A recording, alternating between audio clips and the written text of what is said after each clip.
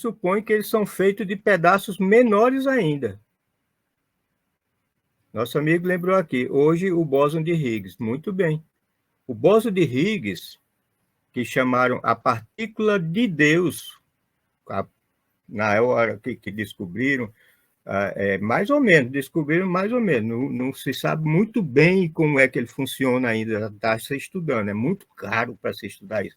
Você precisa de máquinas de tamanho de quilômetros e quilômetros de área, de circunferência, essas máquinas para os átomos ir a velocidade enorme dentro, para se chocar com a chapa, se quebrar e se estudar de que ele é feito.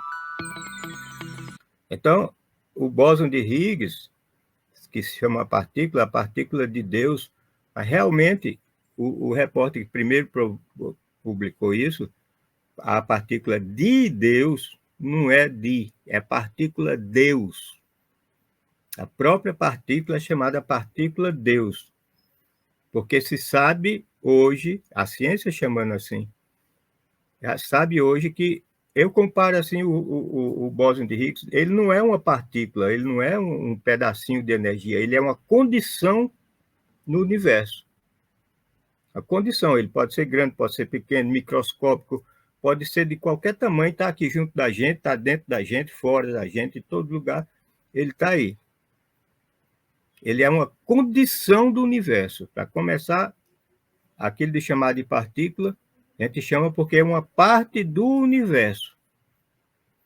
Uma partezinha do universo, mas não como uma partícula material, uma condição, uma partícula que seja um pacote de energia. É uma condição do universo. Em que eu comparo assim como um coador de café.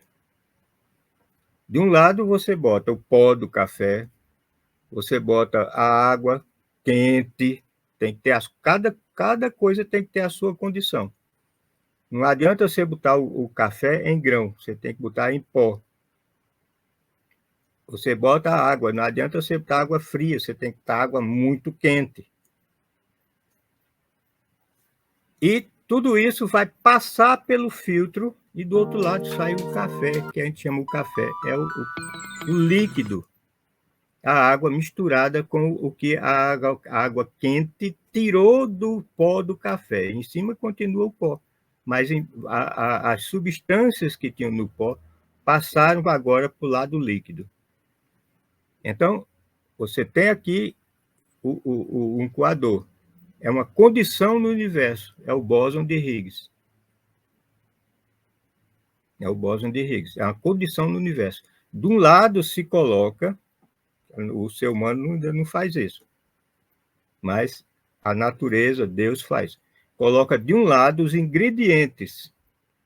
E quando aquilo passa pelo bóson, sai do outro lado, sai a matéria. Ou seja, sai as subpartículas, aqueles pacotinhos de energia que vão formar o próton, o nêutron, o elétron, ninguém sabe ainda, que é muito pequeno. E formam as partículas que vão formar as partes. Chega aqui, meu cabelo. Venha, passa. Passa aqui. As partículas que vão constituir o átomo. Então, essas partículas vão se juntar, tantas de tanto formando o próton, tanto de tanto formando o nêutron. O próton e o nêutron vão se juntar formando a matéria. Formando a matéria que nós conhecemos. Por exemplo, você tem o ouro, que é muito querido. Você tem o ouro. O que é o ouro? O ouro é um elemento.